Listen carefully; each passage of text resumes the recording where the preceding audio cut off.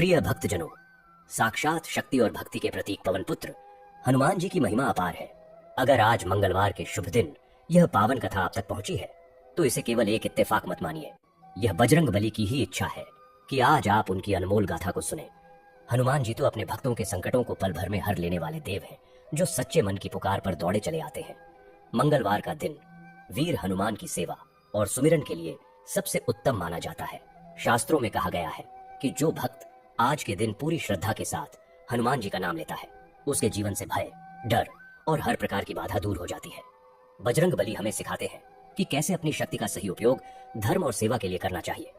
उनकी भक्ति हमें साहस और बल प्रदान करती है। मंगलवार का दिन केवल पूजा पाठ का ही नहीं, बल्कि अपने मन के भीतर के डर को खत्म करने का दिन है।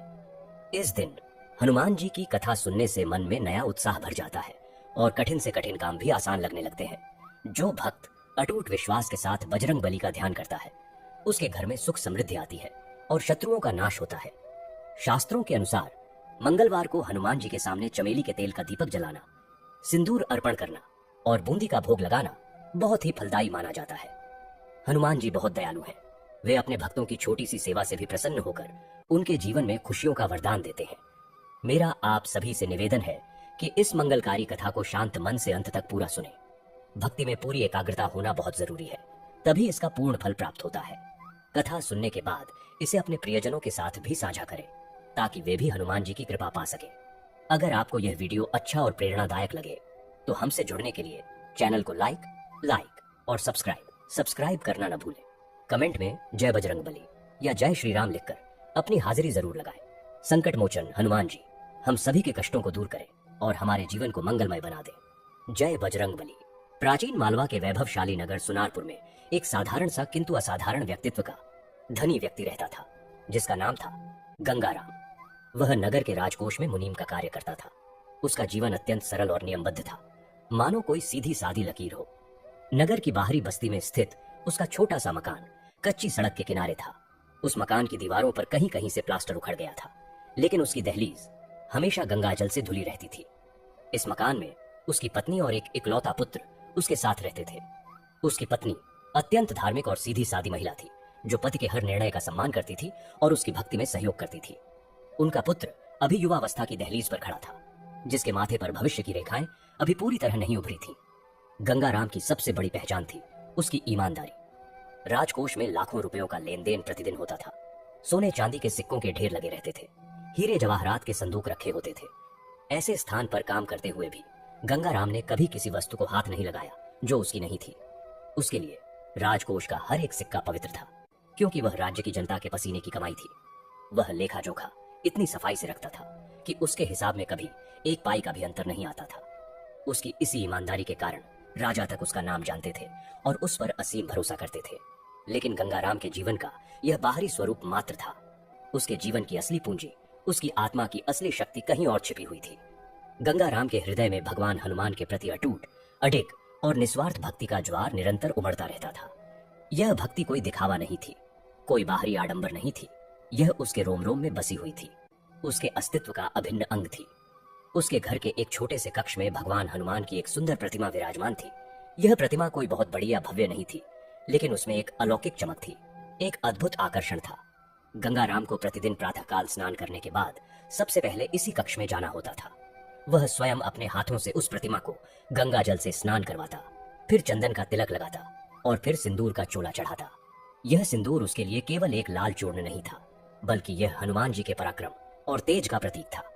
वह अत्यंत धीरे धीरे, अत्यंत श्रद्धा से उस प्रतिमा पर सिंदूर का लेप चढ़ाता, मानो वह किसी जीवंत देवता का श्रृंगार कर रहा हो। उसके बाद वह फूलों की माला पहनाता, जो वह स्वयं अपनी छोटी सी क्यारी से लाता था। फिर धूप, दीप और नैवेद्य अर्पित करता और हनुमान चालीसा का पाठ करता। उसकी आवाज में ऐसी मिठास और समर्पण होता था कि लगता था वह किसी से सीधा संवाद कर रहा है। लेकिन गंगाराम की भक्ति का सबसे बड़ा, सबसे भव्य और सबसे महत्वपूर्ण दिन होता था मंगलवार। मंगलवार का दिन उसके लिए सामान्य दिन नहीं होता था। यह उसके जीवन का वह पवित्रतम दिन होता था, जब वह पूरी तरह से अपने आराध्य में लीन हो जाता था। उस दिन वह सूर्योदय से पूर्व ही उठ जाता और विशेष रूप से स्नान करके पवित्र वस्त्र धारण करता। वह मंगलवार के दिन निराहार रहता था, केवल फलाहार तक ही सीमित नहीं, बल्कि पूर्ण रूप से व्रत रखता था। राजकोष का कार्य समाप्त करने के बाद जैसे ही वह घर लौटता, वह सीधे उस छोटे से मंदिर में जाता और वहां एक आसन बिछाकर बैठ जाता। उसके सामने तुलसीदास जी द्वारा रचित सुंदरकांड की एक पुरानी पुस्तक रखी होती थी। यह पुस्तक उसकी सबसे बहुमूल्य संपत्ति थी। उसके पन्ने बार बार पढ़ने से पीले पड़ चुके थे, किनारे मुड़ गए थे और कहीं कहीं से फट भी गए थे। लेकिन उसके लिए यह पुस्तक कागज के पन्नों का समूह नहीं थी, यह हनुमान जी की जीवंत गाथा थी। गंगाराम जैसे ही सुंदरकांड का पाठ आरंभ करता, उसके चेहरे पर एक अलौकिक आभा छा जाती, उसकी आंखें बंद हो जाती और वह उन चौपाइयों को ऐसे गाता मानो वह स्वयं उस समय में मौजूद हो। जय हनुमान ज्ञान गुण सागर की चौपाई जैसे ही उसके मुख से निकलती, उसका गला भर आता और उसकी आंखों से अश्रुधारा बहने लगती। वह हनुमान जी के बाल्यकाल का वर्णन पढ़ता, उनकी शक्ति और पराक्रम का गुणगान करता। जब वह उस अद्भुत प्रसंग पर पहुंचता जब हनुमान जी समुद्र पार करने के लिए छलांग लगाते हैं, तो गंगाराम का पूरा शरीर पुलकित हो जाता। वह उस समुद्र की विशालता, उसकी गहराई और उसके भीतर छिपे भयानक राक्षसों का चित्रण मन ही मन करता और फिर हनुमान जी के उस अडिग साहस और अपने प्रभु राम के प्रति असीम विश्वास को नमन करता। उसे लगता कि हनुमान जी के समक्ष यह समुद्र भी एक छोटे से तालाब के समान है। सुंदरकांड का वह अंश जब हनुमान जी अशोक वाटिका में माता सीता से मिलते हैं, गंगाराम के लिए अत्यंत भावुक कर देने वाला क्षण होता। वह माता सीता के दुख और वेदना को अपने हृदय में महसूस करता। जब हनुमान जी विनयपूर्वक माता सीता के चरणों में बैठकर उन्हें प्रभु राम का संदेश सुनाते हैं और उनकी खोज करने का आश्वासन देते हैं, तो गंगाराम स्वयं को रोक नहीं पाता। उसका स्वर भर्रा जाता और वह रूंधे गले से आगे का पाठ करता। उसे लगता है कि हनुमान जी ने केवल माता सीता को ही नहीं, बल्कि सभी भक्तों के दुखों को हरने का संकल्प लिया है। फिर आता है लंका दहन का वह रोमांचक प्रसंग, जब हनुमान जी अपनी पूंछ में आग लगाकर सोने की लंका को जलाने लगते हैं, तो गंगाराम के मन में वीर रस का संचार होता। वह स्वयं को उस दृश्य का साक्षी मानता है, जहां अहंकार और अधर्म का पतन हो रहा है और सत्य और धर्म की जीत हो रही है। वह हनुमान जी के उस पराक्रम को देखकर गदगद हो जाता है और उनकी जय जयकार करता है। इस प्रकार यह पाठ केवल शब्दों का उच्चारण मात्र नहीं था, यह एक ध्यान था, एक साधना थी और गंगाराम के लिए यही उसके जीवन की सबसे बड़ी उपलब्धि थी। पाठ समाप्त होने के बाद भी गंगाराम उस स्थान से नहीं उठता था। वह घंटों उस प्रतिमा के सामने बैठा रहता, उससे मौन संवाद करता रहता। वह उससे अपने दिन की बातें करता, राजकोष की छोटी मोटी समस्याएं बताता, अपने पुत्र की शरारतों का जिक्र करता और अपनी पत्नी की सेहत के बारे में बताता। उनके लिए हनुमान जी केवल एक देवता नहीं थे, वह उनके परिवार के सदस्य थे, उनके सबसे करीबी मित्र थे, उनके गुरु थे और उनके मार्गदर्शक थे। वह उनसे कभी कोई भौतिक वस्तु नहीं मांगता था, न धन मांगता, न यश मांगता, न पद या प्रतिष्ठा मांगता, न ही कभी अपने पुत्र के लिए कोई सांसारिक सुख मांगता। उनकी एकमात्र प्रार्थना होती थी कि वह उन्हें सदा सत्य और धर्म के मार्ग पर चलने की शक्ति दे। वह प्रार्थना करता कि उसकी बुद्धि कभी डगमगाए नहीं, वह कभी किसी के प्रति लालच या द्वेष न रखे और उसके हाथों से कभी कोई अन्याय न हो। वह कहता, हे बजरंगबली, मुझे इतनी शक्ति दो कि मैं कभी किसी का अहित न करूं, कभी किसी के आंसू का कारण न बनूं। मेरी बुद्धि सदा सन्मार्ग पर चले, यही तुमसे मेरी विनती है। यह निष्काम भक्ति ही उसकी सबसे बड़ी शक्ति थी और यही उसे अन्य सामान्य भक्तों से अलग करती थी। राजकोष में गंगाराम की यही भक्ति उसके कार्य में भी झलकती थी। वह जानता था कि उसका कार्य भी एक प्रकार की पूजा है। जिस प्रकार वह हनुमान जी के सामने धूप दीप जलाता है, उसी प्रकार वह राजकोष के हर एक सिक्के को पवित्र मानता था। उसके लिए राजकोष का हर एक दाना, हर एक रत्न राज्य की जनता का है और उसकी रक्षा करना उसका परम धर्म है। वह प्रतिदिन लेखा जोखा इतनी सफाई और ईमानदारी से रखता था कि उसके हिसाब में कभी एक पाई का भी अंतर नहीं आता था। हजारों रुपयों का लेन देन होता था, लेकिन गंगाराम की नजर में वह सब केवल अंक थे, जिन्हें सही स्थान पर दर्ज करना उसका कर्तव्य था। उसने कभी किसी को रिश्वत नहीं दी और न ही कभी किसी से रिश्वत ली। उसके जीवन का यह सिद्धांत था कि जो व्यक्ति एक बार ईमानदारी का मार्ग छोड़ देता है, वह फिर कभी सीधा नहीं चल सकता। उसके अनुसार एक बार झूठ का सहारा लेने वाला व्यक्ति हमेशा झूठ की बैसाखियों पर ही चलता रहता है और कभी सच्चाई की जमीन पर स्थिर खड़ा नहीं हो सकता। उसकी इस ईमानदारी और सादगी के कारण राजकोष के सभी कर्मचारी और अधिकारी उसका सम्मान करते थे। राजा तक उसके सच्चरित्र की प्रशंसा सुन चुके थे। लेकिन हर सिक्के के दो पहलू होते हैं। जिस प्रकार एक सिक्के का एक पहलू उज्जवल और चमकदार होता है, वहीं दूसरा पहलू अंधकार में छिपा रहता है। गंगाराम की यह अडिग ईमानदारी कुछ लोगों के लिए एक बड़ी बाधा थी। उनके अंधकारमय मनों में जलन की आग जलाने वाली चिंगारी थी। वह लोग जो राजकोष से अवैध रूप से धन निकालने के रास्ते तलाश रहे थे, उनके लिए गंगाराम एक अभेद्य दीवार की तरह खड़े थे। उनकी निष्ठा और सच्चाई उनके काले इरादों पर पानी फेर देती थी। गंगाराम को इस बात का जरा भी एहसास नहीं था कि उसकी यही सादगी और सच्चाई किन अंधेरे मनों में द्वेष की आग जला रही है। वह तो बस अपने काम से काम रखता था, अपने धर्म का पालन करता था और अपने हनुमान जी का स्मरण करता था। उसे विश्वास था कि जब तक वह सच्चाई के मार्ग पर है, जब तक वह अपने आराध्य के बताए रास्ते पर चल रहा है, तब तक उसका कोई कुछ नहीं बिगाड़ सकता। उसका यह विश्वास उसकी सबसे बड़ी ढाल थी, जो उसे हर संकट से बचाने के लिए हमेशा तैयार थी। कोषाध्यक्ष का नाम था भोलानाथ, परंतु नाम के विपरीत वह बिल्कुल भी भोला भाला नहीं था।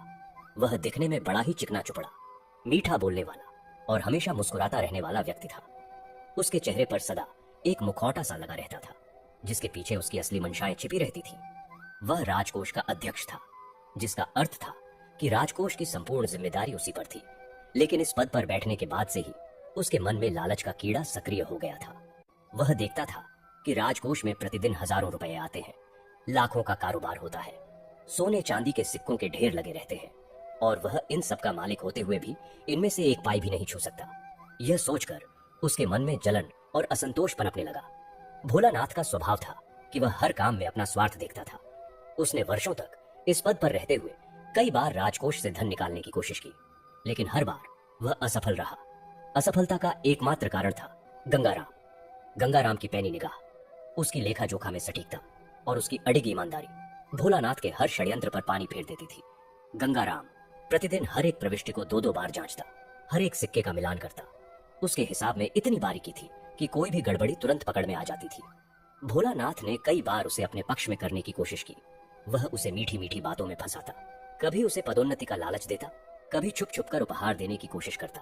लेकिन गंगाराम पर इसका कोई असर नहीं होता था। वह वैसे ही सीधा और सच्चा बना रहता, जैसे कोई चट्टान तूफानों के बीच भी अडिग खड़ी रहती है। गंगाराम की इस अडिग ईमानदारी ने भोलानाथ के मन में ईर्ष्या और द्वेष की जो आग धीरे धीरे सुलग रही थी, वह अब भड़कने लगी थी। वह सोचता, यह गंगाराम कौन होता है मेरे रास्ते का रोड़ा बनने वाला? मैं इस राजकोष का अध्यक्ष हूँ, मुझे हर चीज पर अधिकार है। यह छोटा सा मुनीम मेरे सामने क्या चीज है? उसका अहंकार आहत होता था कि एक साधारण मुनीम उसके जैसे बड़े अधिकारी के सामने टक्कर ले रहा है। वह रात दिन यही सोचता रहता कि किसी तरह गंगाराम को हटाया जाए या फंसाया जाए, ताकि वह बिना किसी बाधा के राजकोष लूट सके।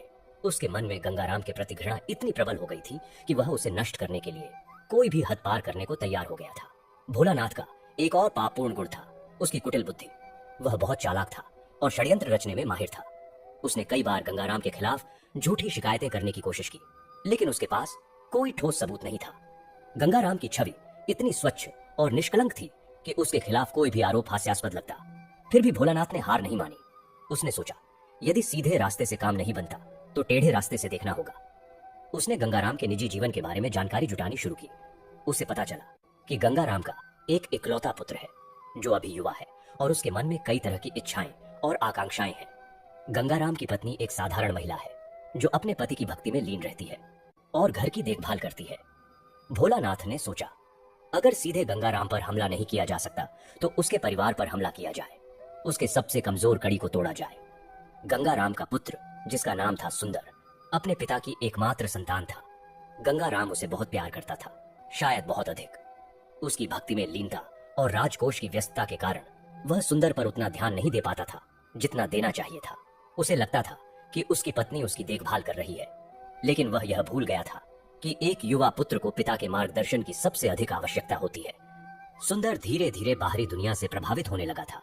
वह अपने पिता की सादगी और भक्ति को समझ नहीं पाता था। उसे लगता था कि उसके पिता पुराने विचारों के व्यक्ति हैं जो समय के साथ नहीं चल सकते। वह नगर के कुछ संपन्न परिवारों के युवकों को देखता जो महंगे कपड़े पहनते थे, घोड़ों पर सवार होते थे और आनंद विलास में समय बिताते थे। उन्हें देखकर उसके मन में भी ऐसी ही जिंदगी जीने की इच्छा जागने लगी थी।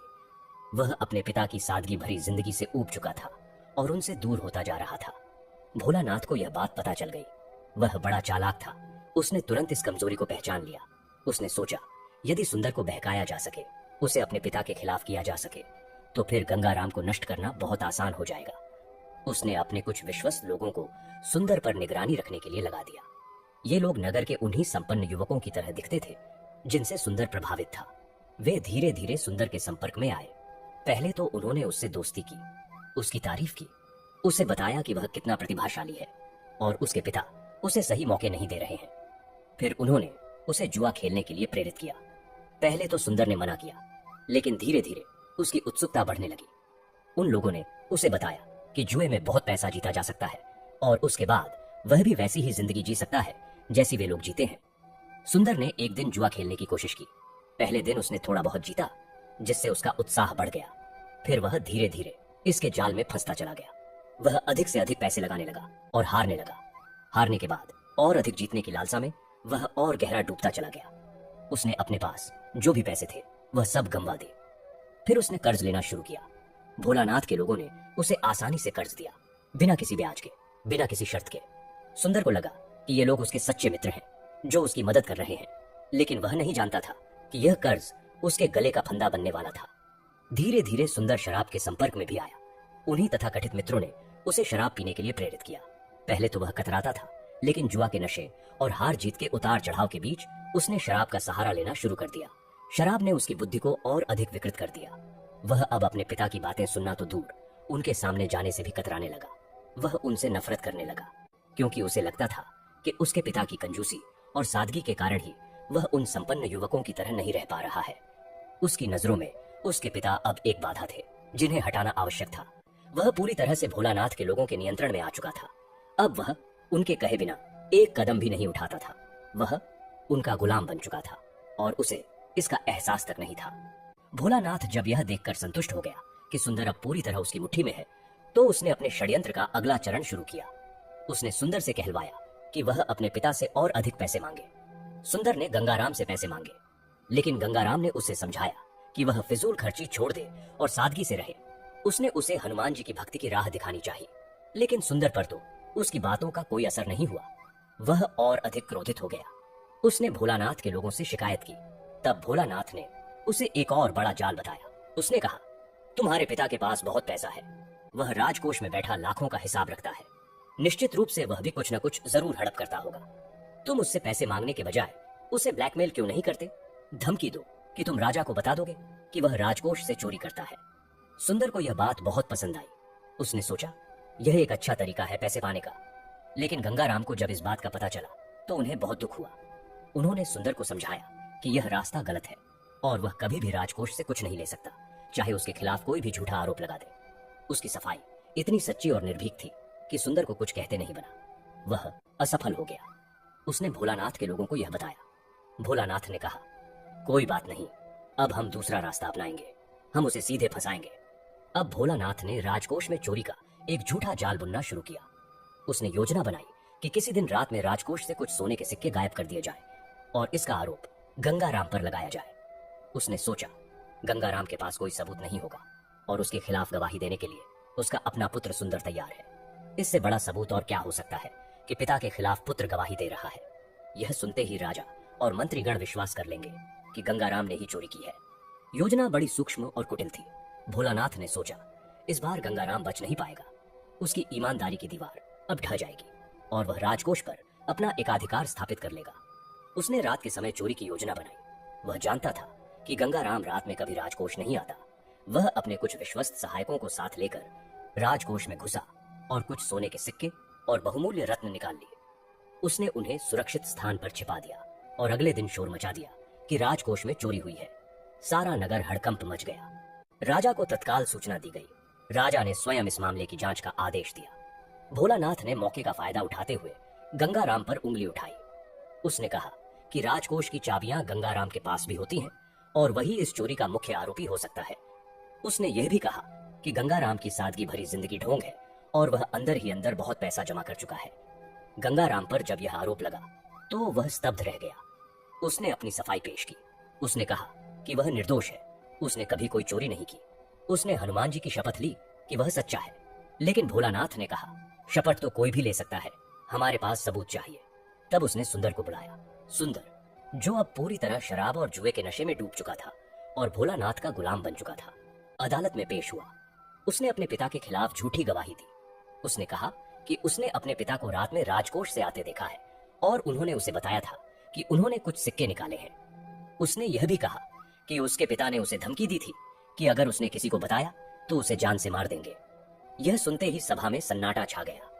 लोगों को विश्वास नहीं हो रहा था कि एक पुत्र अपने पिता के खिलाफ ऐसी गवाही दे सकता है। लेकिन सुंदर की आंखों में न तो कोई शर्म थी, न ही कोई पछतावा। वह यंत्रवत अपनी गवाही दे रहा था, जैसे कोई कठपुतली। राजा ने गंगाराम की ओर देखा। गंगाराम की आंखों में आंसू थे, लेकिन उनमें क्रोध नहीं था, केवल गहरी वेदना थी। वह अपने पुत्र की इस करतूत को देखकर टूट गए थे, लेकिन फिर भी उन्होंने अपनी सफाई दोहराई। उन्होंने कहा कि वह निर्दोष है और यह सब एक षड्यंत्र है। उन्होंने भोलानाथ पर आरोप लगाया कि वही असली चोर है, लेकिन उनके पास कोई सबूत नहीं था और सामने थी उनके अपने पुत्र की गवाही। भोलानाथ ने अदालत में और भी सबूत पेश किए। उसने दिखाया कि गंगाराम के घर से कुछ सोने के सिक्के बरामद हुए हैं, जो उसने खुद वहां छुपवा दिए थे। यह देखकर सभी को यकीन हो गया कि गंगाराम ही चोर है। राजा बहुत दुखी हुआ, क्योंकि वह गंगाराम पर भरोसा करता था, लेकिन सबूतों के सामने उसे झुकना पड़ा। उसने गंगाराम को तुरंत गिरफ्तार करने और जेल भेजने का आदेश दे दिया। गंगाराम को सिपाहियों ने घेर लिया और उसके हाथों में बेड़ियां डाल दी। उसकी पत्नी, जो वहां खड़ी थी, चीख पड़ी और बेहोश हो गई, लेकिन गंगाराम ने उसे सांत्वना दी। उसने कहा, धैर्य रखो, हनुमान जी सब जानते हैं, वे सच्चे हैं, वे मुझे कभी अकेला नहीं छोड़ेंगे। जैसे ही गंगाराम को जेल ले जाया जा रहा था, वह मुड़ा और उसने अपने पुत्र सुंदर की ओर देखा। उसकी आंखों में कोई क्रोध नहीं था, केवल अथाह करुणा और वेदना थी। उसने मन ही मन हनुमान जी से प्रार्थना की, हे बजरंग बली, इस बालक को सन्मार्ग दो, इसकी बुद्धि भ्रष्ट हो गई है, इसे क्षमा करना। सुंदर ने जब अपने पिता की उन आंखों को देखा तो पहली बार उसके मन में कुछ हलचल हुई, लेकिन वह हलचल तुरंत शराब और जुए के नशे में दब गई। गंगाराम को अंधेरी कोठरी में डाल दिया गया। भोलानाथ के चेहरे पर विजय मुस्कान थी। उसे लगा कि अब उसकी राह साफ हो गई है। अदालत का फैसला सुनाकर जैसे ही सुंदर बाहर निकला, उसे लगा जैसे उसके सिर पर से कोई भारी बोझ उतर गया हो।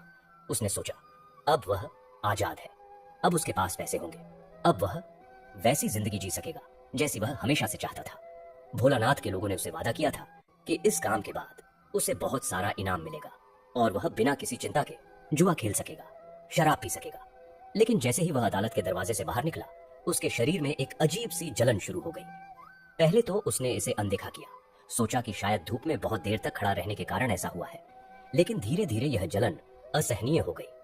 वह कुछ कदम ही चला था कि उसकी त्वचा पर छोटे छोटे सफेद दाग उभरने लगे। उसने अपने हाथों की ओर देखा तो देखा कि उसकी उंगलियों की त्वचा सफेद पड़ रही है और उसमें से एक प्रकार का रिसाव हो रहा है। वह घबरा गया। उसने अपने साथियों की ओर देखा, लेकिन वे तो उसे अकेला छोड़कर जा चुके थे। उनका काम हो गया था, अब उन्हें उससे कोई मतलब नहीं था। सुंदर वहीं सड़क के किनारे खड़ा हो गया, अपने हाथों को देखता रहा। दाग तेजी से फैल रहे थे, अब उसकी बाहों पर भी वे दिखने लगे थे। उसने अपना मुंह टटोला तो पाया कि उसके होंठ भी सूख रहे हैं और उन पर भी सफेद दाग उभर आए हैं। लोग उसे देखकर दूर हटने लगे। कोई चिल्लाया, कोढ़ी कोढ़ी, दूर रहो इससे। सुंदर ने उनकी बातें सुनी तो उसके पैरों तले जमीन खिसक गई। उसने सोचा, यह कैसे हो सकता है? कुछ ही देर पहले तो वह बिल्कुल स्वस्थ था। उसने दौड़ना चाहा, लेकिन उसके पैरों में भी वही जलन शुरू हो गई थी।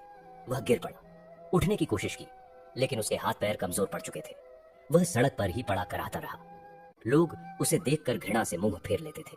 कोई उसके पास आने की हिम्मत नहीं करता था। शाम ढलने लगी। सुंदर वहीं पड़ा रहा। उसकी त्वचा पर दाग और गहरे होते जा रहे थे और कहीं कहीं से मवाद भी रिसने लगा था। दर्द असहनीय था, लेकिन उससे भी अधिक पीड़ादायक था लोगों का तिरस्कार, उनकी घृणा भरी निगाहें। उसने अपने पिता के बारे में सोचा। उन्हें जेल की अंधेरी कोठरी में डाल दिया गया है और वह यहाँ सड़क पर पड़ा है। उसने सोचा, क्या यह उसके पाप का फल है? क्या यह उसी झूठी गवाही का परिणाम है? रात हो गई, अंधेरा घेर आया। सुंदर वहीं सड़क के किनारे पड़ा रहा। उसकी आंखों में जलन होने लगी। उसने आंखें मली तो देखा कि उसकी दृष्टि धुंधली हो रही है। पहले तो उसे लगा कि शायद अंधेरे के कारण ऐसा है, लेकिन जैसे जैसे रात गहरी होती गई, उसकी दृष्टि और कमजोर होती गई। आधी रात तक वह पूरी तरह से अंधा हो चुका था। उसे कुछ दिखाई नहीं दे रहा था। चारों ओर घोर अंधकार था और वह उस अंधकार में अकेला पड़ा कराह रहा था। उसने आवाज लगाई, कोई है, मुझे बचाओ। लेकिन उसकी आवाज इतनी कमजोर थी कि कोई सुन नहीं पाया। वह घंटों वहीं पड़ा रहा। उसे प्यास लगी, लेकिन पानी मांगने वाला भी कोई नहीं था। उसे भूख लगी, लेकिन खाने को कुछ नहीं था। वह अकेला, असहाय, अपंग और अंधा होकर उस सड़क पर पड़ा रहा, जहां से दिन में हजारों लोग गुजरे थे। अगली सुबह जब सूरज निकला तो उसकी किरणों ने सुंदर के चेहरे को छुआ। उसने अपनी अंधी आंखों को उस ओर कर दिया जिधर से उसे गर्मी का एहसास हो रहा था। वह अब देख नहीं सकता था, लेकिन महसूस कर सकता था। उसने अपने शरीर को टटोला। वह पूरी तरह विकृत हो चुका था। उसकी त्वचा जगह जगह से उखड़ रही थी और उसमें से दुर्गंध आ रही थी।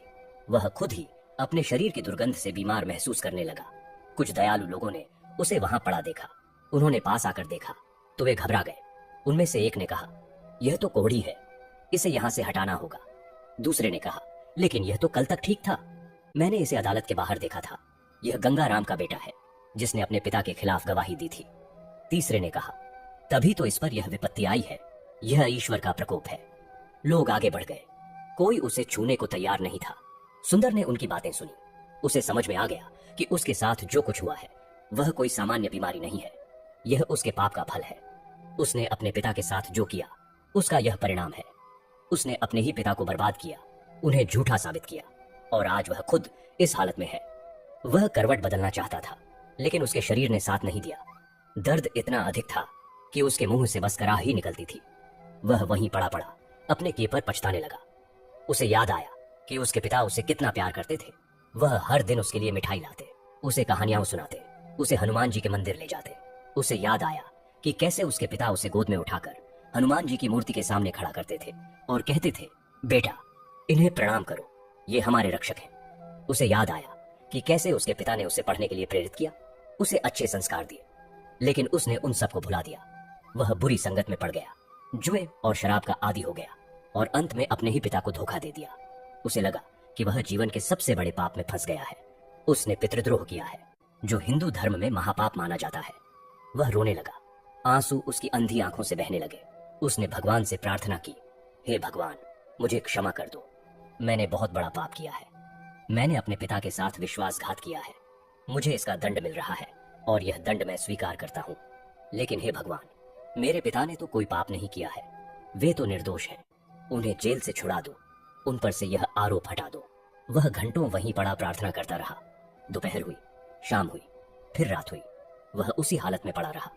किसी ने उसे पानी नहीं दिया, किसी ने खाना नहीं दिया। वह भूखा प्यासा वहीं पड़ा कराहता रहा। उसके शरीर से बदबू आने लगी थी और लोग दूर से ही उसे देखकर नाक बंद कर लेते थे। दूसरी रात भी बीत गई। तीसरे दिन सुबह कुछ लोगों ने उसे उठाने की कोशिश की, लेकिन उसकी हालत देखकर वे भी डर गए। उन्होंने नगर के प्रहरियों को बुलाया। प्रहरियों ने आकर देखा तो उन्होंने पहचान लिया। उनमें से एक ने कहा, यह तो गंगाराम का बेटा है, जिसने अदालत में झूठी गवाही दी थी। देखो, इसकी यह दुर्दशा हो गई है। दूसरे ने कहा, इसे उठाकर कहीं ले चलना चाहिए, यह यूं ही सड़क पर नहीं पड़ा रह सकता। प्रहरियों ने उसे उठाया तो उसके शरीर के टुकड़े टुकड़े होने लगे। वह चिल्लाया, लेकिन प्रहरियों ने उसे किसी तरह एक गाड़ी पर डाल दिया और नगर के बाहरी छोर पर ले जाकर एक परित्यक्त स्थान पर डाल दिया। वहां और भी ऐसे लोग थे जो कोढ़ या अन्य असाध्य रोगों से पीड़ित थे और जिन्हें समाज ने त्याग दिया था। सुंदर अब उन्हीं में से एक हो गया था। वहां पड़े पड़े उसे अपनी स्थिति का और भी गहरा एहसास हुआ। वह पूरी तरह से असहाय था। उसे देखने वाला कोई नहीं था, सुनने वाला कोई नहीं था। वह अकेला था, बिल्कुल अकेला। उसके चारों ओर केवल अंधेरा था और उस अंधेरे में उसके पिता का चेहरा तैरता रहता था। उसके पिता की वे आंखें जिनमें उसके लिए केवल प्रेम था, कोई क्रोध नहीं। उसे याद आया कि जब उसे गिरफ्तार किया जा रहा था तब उसके पिता ने उसकी ओर देखा था। उन आंखों में कोई ग्लानि नहीं थी, कोई द्वेष नहीं था, केवल असीम करुणा थी। उसने उन आंखों में अपने लिए प्रार्थना देखी थी। उसके पिता ने उसके लिए प्रार्थना की थी, उसे कोसा नहीं था। यह सोचकर सुंदर का दिल और भी टूट गया। उसने अपने पिता के साथ जो किया उसका पश्चाताप उसे कोड़े मारने लगा। वह अपने आप को कोसता, तू कितना बड़ा पापी है। तूने उस पिता को धोखा दिया जिसने तुझे पाल पोसकर बड़ा किया। तूने उन पर झूठा आरोप लगाया, उन्हें जेल भिजवाया और आज तू इस हालत में है। यह तेरे पापों का फल है। वह वहीं पड़ा पड़ा दिन रात रोता रहता। उसे कुछ और सूझता नहीं था। उसका शरीर धीरे धीरे गल रहा था और उसकी आत्मा भी उसी तरह गल रही थी। उसे लगता था कि उसका अंत निकट है और वह इसी तरह अकेला, असहाय और पश्चाताप में डूबा हुआ मर जाएगा। लेकिन तभी एक घटना घटी जिसने उसके जीवन की दिशा बदल दी। एक दिन जब वह वहां पड़ा कराह रहा था, उसे किसी के कदमों की आहट सुनाई दी। वह आहट धीरे धीरे पास आ रही थी। सुंदर ने अपनी अंधी आंखें उस दिशा में कर दी। उसने सुना कि कोई उसके पास आकर खड़ा हो गया है। उसने कमजोर आवाज में पूछा, कौन हो तुम? एक गंभीर और मधुर आवाज आई, बेटा मैं तुम्हारा मित्र हूं, मैं तुम्हें बचाने आया हूं। सुंदर ने पूछा, मुझे बचाने? मैं तो मरने ही वाला हूं, देखो मेरी क्या हालत है। उस आवाज ने कहा, तेरी हालत तेरे पापों के कारण हुई है। तूने अपने पिता के साथ विश्वासघात किया है, जो महापाप है। इसका दंड तुझे मिल रहा है, लेकिन अभी भी तुझे मोक्ष का मार्ग मिल सकता है। सुंदर ने पूछा, कैसे? मैं क्या कर सकता हूँ? मैं तो अंधा हो गया हूँ, मेरा शरीर गल रहा है, मैं कुछ नहीं कर सकता।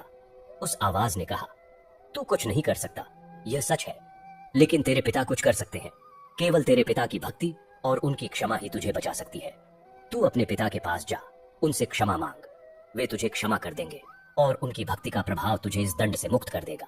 सुंदर ने कहा, लेकिन मेरे पिता तो जेल में हैं, मैं उनके पास कैसे जाऊं? और उनसे क्षमा मांगने का साहस भी तो मुझ में नहीं है, मैंने उनके साथ बहुत बड़ा अन्याय किया है। उस आवाज ने कहा, तुझे साहस जुटाना होगा, तुझे जेल जाना होगा और अपने पिता के सामने अपना अपराध स्वीकार करना होगा। उनकी भक्ति में इतनी शक्ति है कि वे तुझे क्षमा कर देंगे और उनकी क्षमा ही तेरा उद्धार करेगी। सुंदर ने पूछा, लेकिन मैं वहां कैसे पहुंचूंगा?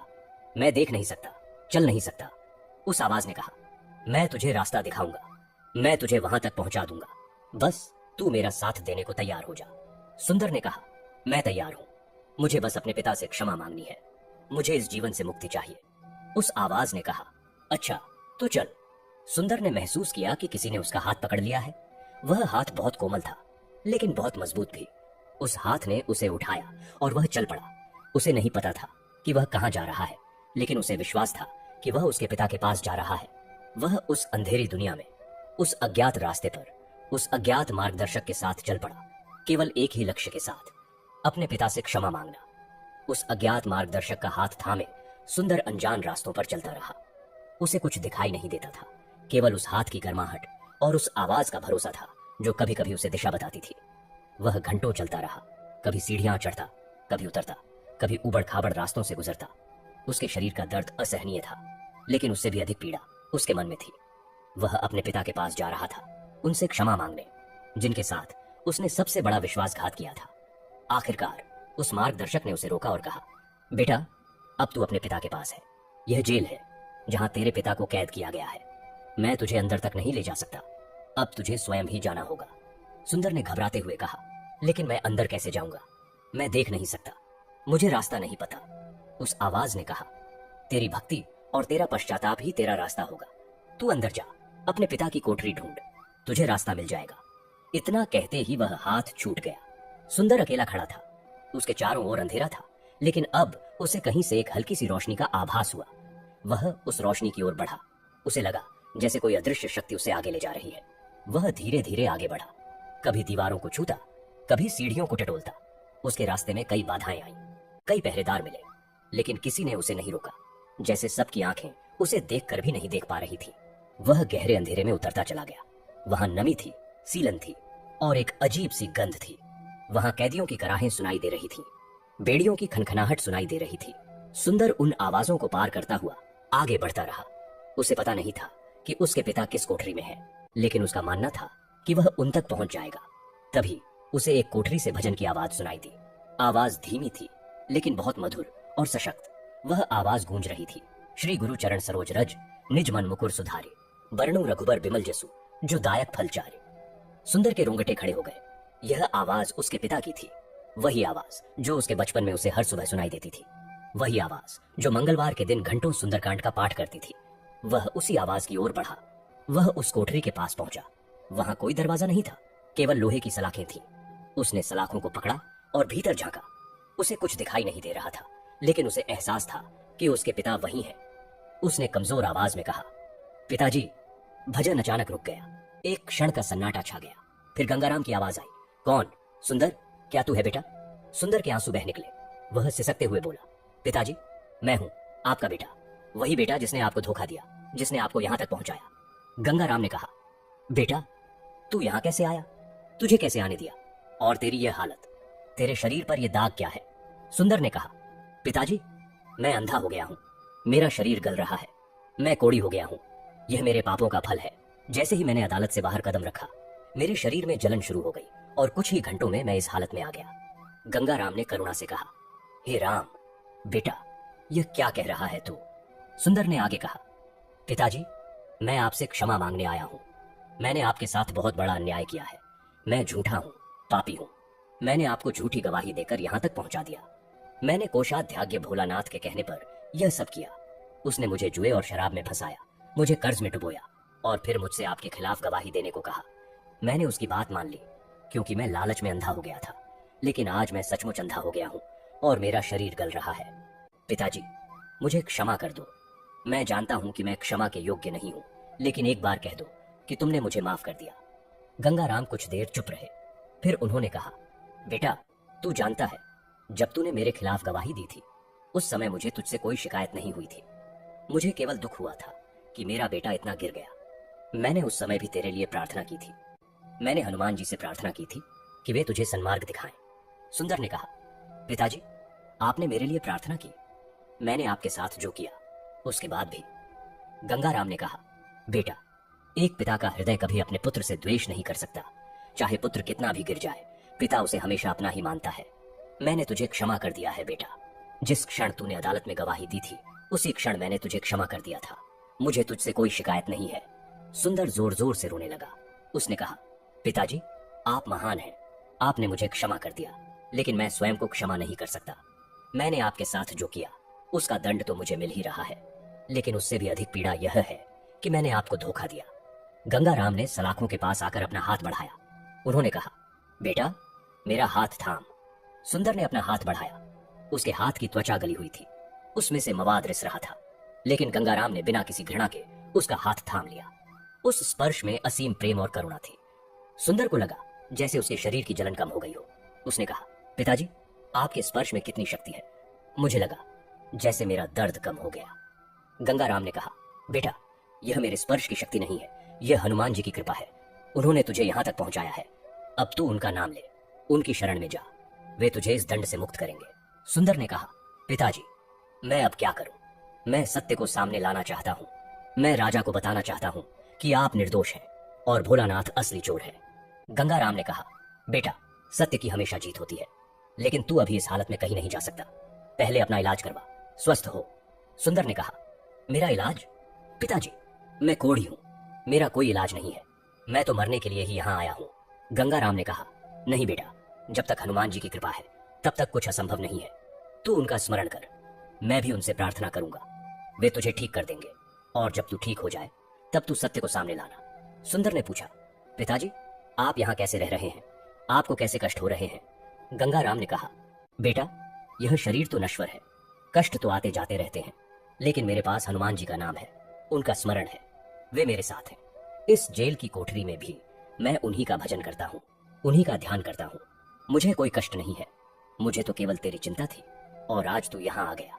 यह हनुमान जी की कृपा है। सुंदर ने कहा, पिताजी, मैं आपके चरणों में गिरता हूँ। आपने मुझे क्षमा कर दिया, यह मेरे लिए बहुत बड़ा वरदान है। अब मैं जीवन भर आपकी सेवा करूंगा, हनुमान जी की भक्ति करूंगा। गंगाराम ने कहा, बेटा, सेवा तो ठीक है, लेकिन पहले तू सत्य को सामने ला। भोलानाथ ने राजकोष से चोरी की है और उसका झूठा आरोप मुझ पर लगाया है। यह सत्य बाहर आना चाहिए। तुझे राजा के सामने जाकर सब कुछ बताना होगा। सुंदर ने कहा, लेकिन पिताजी, मैं इस हालत में राजा के पास कैसे जाऊंगा? मुझे देखकर लोग भाग जाते हैं, कोई मेरे पास नहीं आता। गंगाराम ने कहा, बेटा, जब सत्य तेरे साथ है तो लोगों का क्या डर? राजा धर्मात्मा है, वह सत्य को पहचानेगा, और हनुमान जी तेरे साथ हैं, वे तेरा मार्ग प्रशस्त करेंगे। तो उनका स्मरण कर और राज दरबार की ओर चल दे।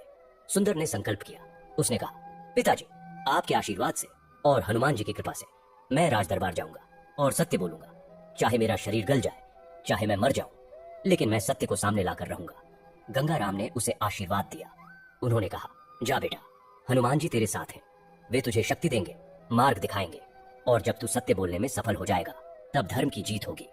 सुंदर ने अपने पिता के चरणों में अंतिम प्रणाम किया और वहां से विदा हुआ। वह अब अकेला था, अंधा था, असहाय था, लेकिन उसके मन में एक नया विश्वास जाग गया था। उसे लगा जैसे उसके पिता का आशीर्वाद और हनुमान जी की कृपा उसके साथ है।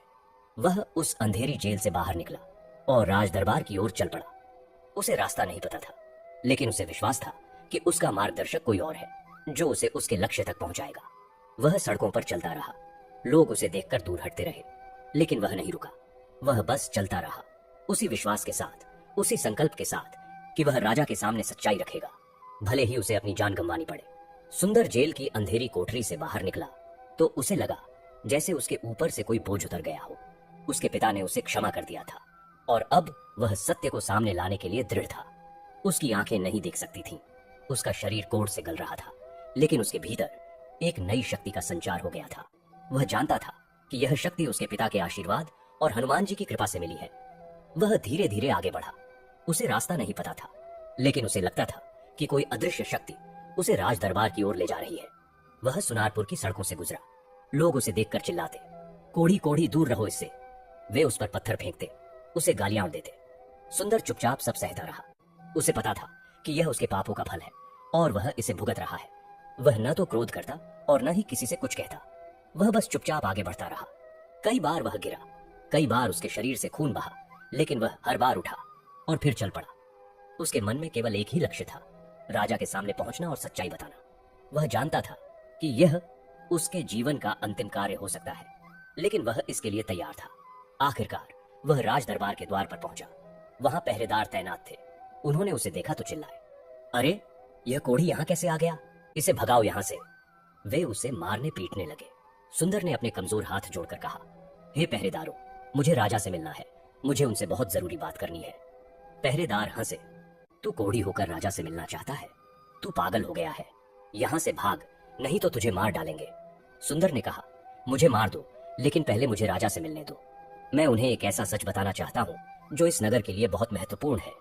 पहरेदारों ने उसकी बात नहीं सुनी। वे उसे मारते रहे। सुंदर वहीं गिर पड़ा। उसके शरीर से खून बहने लगा। तभी वहां से राजा का प्रधानमंत्री गुजर रहा था। उसने यह दृश्य देखा।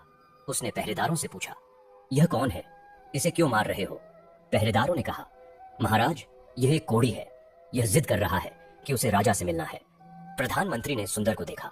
उसे देखकर वह भी घबरा गया, लेकिन उसने सुंदर की आंखों में एक अजीब सी चमक देखी। उसने पूछा, तू राजा से क्यों मिलना चाहता है? सुंदर ने कमजोर आवाज में कहा, महाराज, मैं राजकोष के मुनीम गंगाराम का पुत्र हूं। मैंने अपने पिता के खिलाफ झूठी गवाही दी थी। वे निर्दोष हैं। असली चोर कोषाध्यक्ष भोलानाथ है।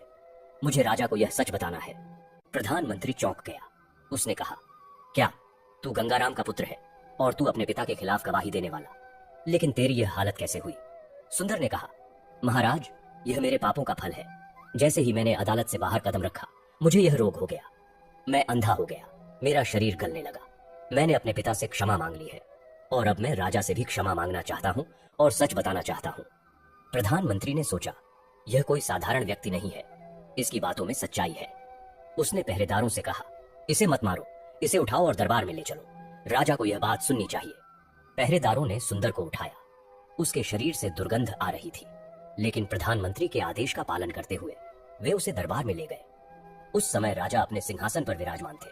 दरबार में सभी मंत्रीगण, सामंत और गणमान्य नागरिक उपस्थित थे।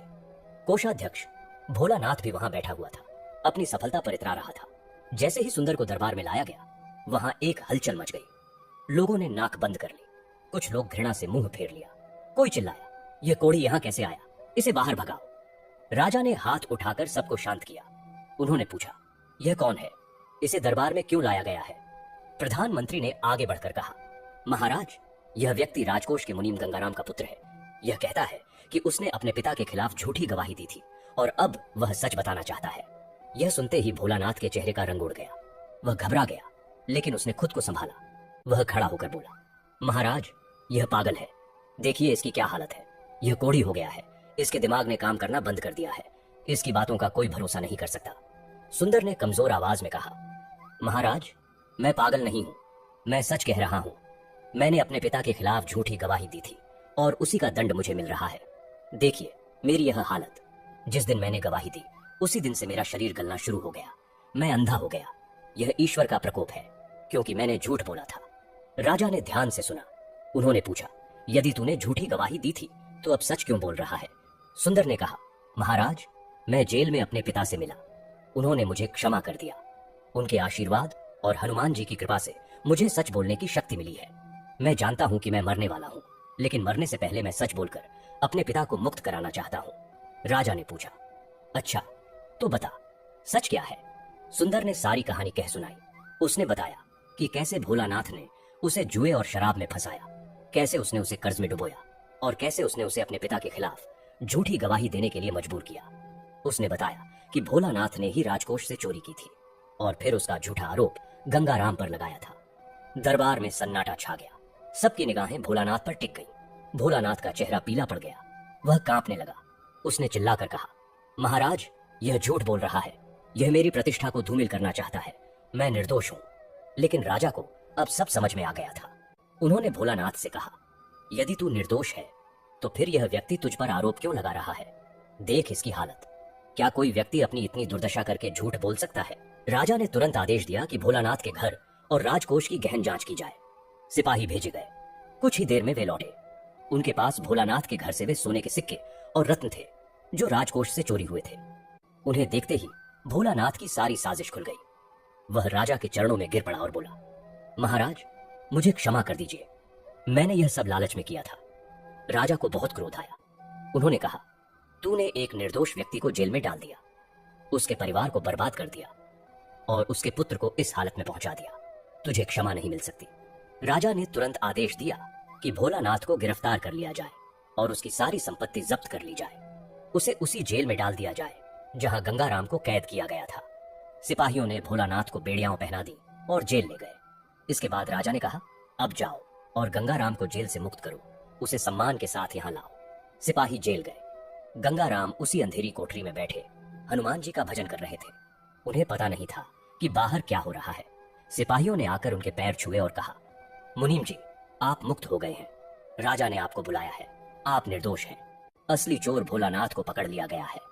गंगाराम ने यह सुना तो उनकी आंखों से आंसू बह निकले। उन्होंने हनुमान जी को प्रणाम किया और कहा, हे प्रभु, आपने सत्य की जीत कराई, आपका कोटि कोटि धन्यवाद। गंगाराम को सम्मान के साथ दरबार में लाया गया। उन्हें देखते ही राजा अपने सिंहासन से उठ खड़े हुए। उन्होंने गंगाराम के पास जाकर उन्हें गले लगा लिया। राजा ने कहा, मुनीम जी, मैं तुमसे क्षमा चाहता हूं। मैंने तुम पर विश्वास किया होता, लेकिन सबूतों के सामने मुझे झुकना पड़ा। तुमने इतना कष्ट सहा, फिर भी तुमने धैर्य नहीं खोया। तुम सच्चे भक्त हो। गंगाराम ने कहा, महाराज, आपने न्याय किया है, मुझे आपसे कोई शिकायत नहीं है। हनुमान जी सब जानते थे, उन्होंने ही सत्य की जीत कराई है। तभी सुंदर, जो अभी भी वहीं पड़ा हुआ था, ने कमजोर आवाज में कहा, पिताजी। गंगाराम उसकी ओर मुड़े। वे उसके पास गए और उसका सिर अपनी गोद में रख लिया। उन्होंने कहा, बेटा, तूने सच बोलकर मेरी जान बचाई। तूने अपने पापों का प्रायश्चित कर लिया। अब तू चिंता मत कर। सुंदर ने कहा, पिताजी, मैं अब मरने वाला हूं, लेकिन मुझे एक सुख है कि मैंने आपको मुक्त करा दिया। मुझे आपका आशीर्वाद चाहिए। गंगाराम ने उसे आशीर्वाद दिया। उन्होंने कहा, बेटा, तू नहीं मरेगा। हनुमान जी की कृपा से तू ठीक हो जाएगा। मैं प्रार्थना करूंगा। राजा ने यह देखा। उन्होंने तुरंत राजवैद्य को बुलाने का आदेश दिया। राजवैद्य ने सुंदर को देखा और कहा, महाराज, यह कोढ़ का रोग है, यह असाध्य है, लेकिन उचित उपचार और ईश्वर की कृपा से इसे ठीक किया जा सकता है। राजा ने कहा, इसका पूरा इलाज किया जाए, कोई कसर नहीं छोड़ी जानी चाहिए। यह व्यक्ति सच बोलकर इस नगर का कल्याण कर दिया। राज दरबार में सत्य की जीत के बाद का दृश्य अविस्मरणीय था। गंगाराम को सम्मान के साथ जेल से मुक्त किया गया था।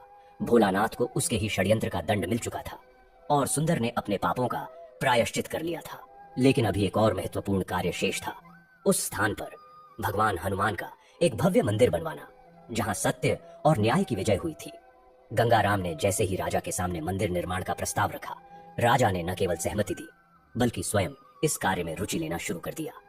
उन्होंने गंगाराम से कहा, मुनीम जी, यह मंदिर केवल तुम्हारी भक्ति का प्रतीक नहीं होगा, बल्कि यह इस नगर के इतिहास में सत्य और न्याय की जीत का एक अमर स्मारक होगा।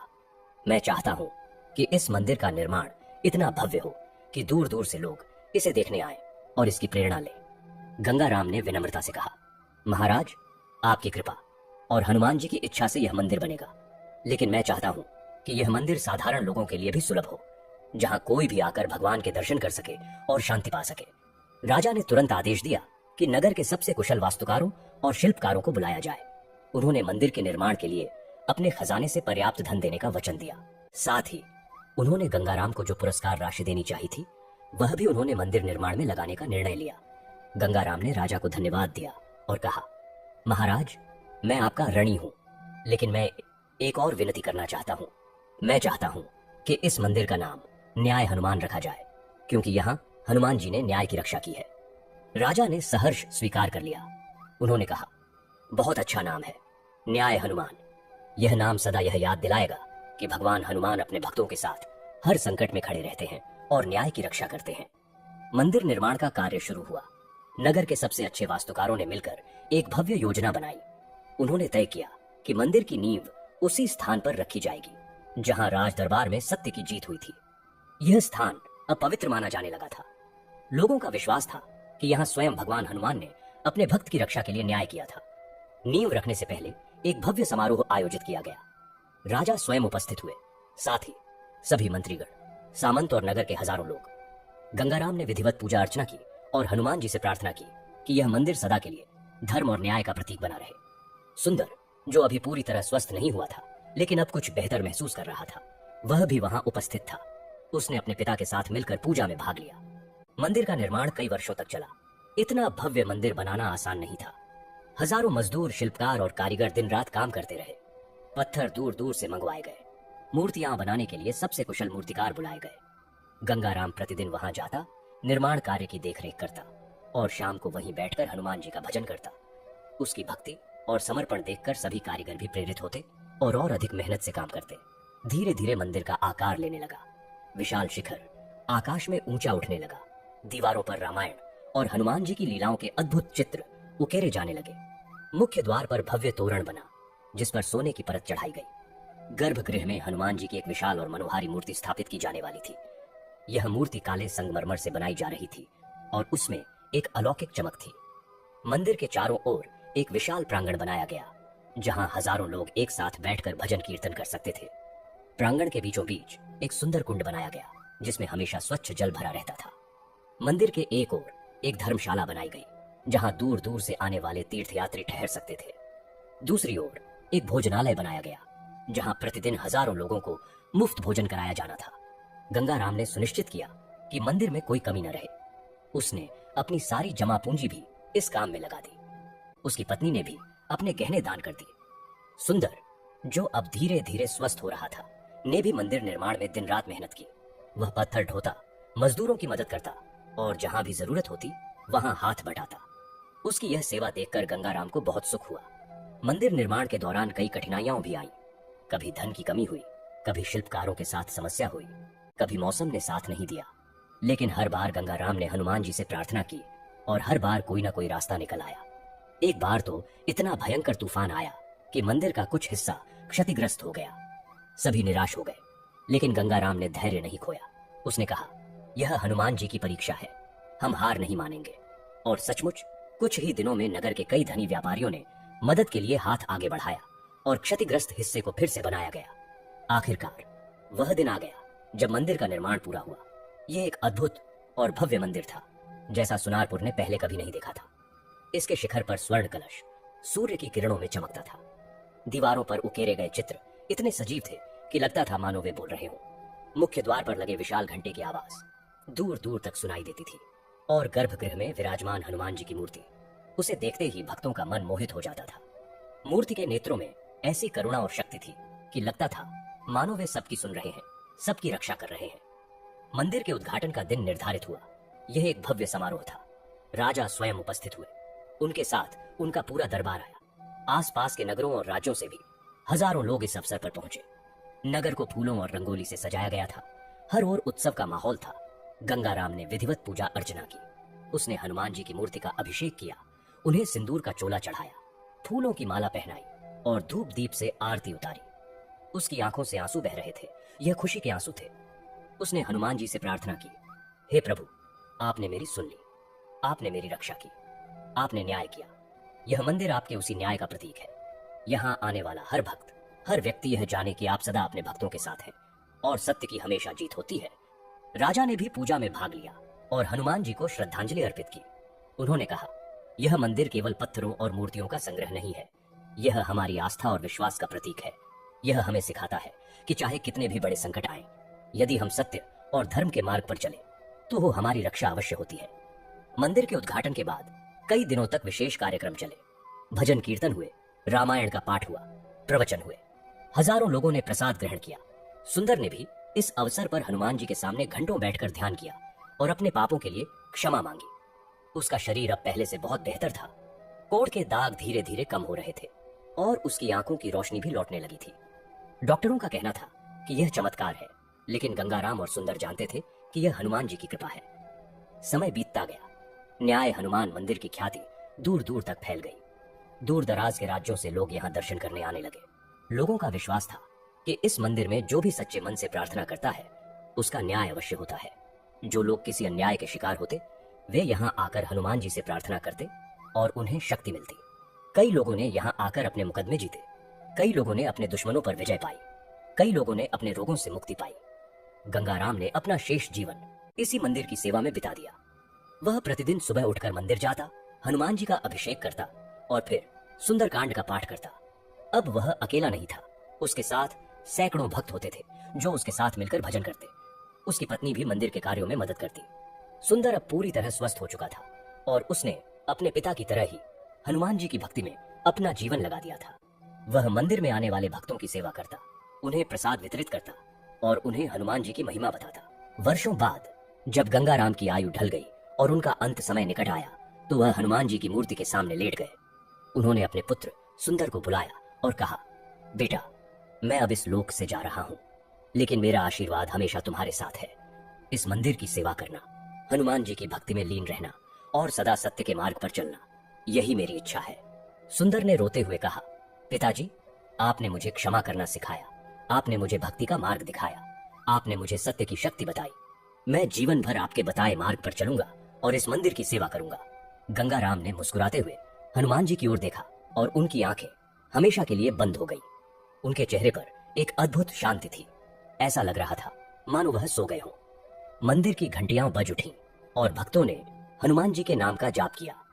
आज भी वह मंदिर सुनारपुर में स्थित है। आज भी न्याय हनुमान के नाम से प्रसिद्ध यह मंदिर हजारों भक्तों की आस्था का केंद्र है। आज भी लोग दूर दूर से यहाँ आते हैं और अपने दुख दर्द लेकर हनुमान जी के सामने बैठते हैं। और कहा जाता है कि जो भी सच्चे मन से यहाँ प्रार्थना करता है, उसका न्याय अवश्य होता है। यह मंदिर केवल पत्थरों का ढांचा नहीं है, यह उस अटूट भक्ति की कहानी है जिसने अन्याय पर विजय पाई। यह उस पिता के प्रेम की कहानी है जिसने अपने पुत्र को क्षमा कर दिया। यह उस पुत्र के पश्चाताप की कहानी है जिसने सत्य का मार्ग अपनाया। और यह उस न्याय की कहानी है जो हनुमान जी ने अपने भक्त पर किया।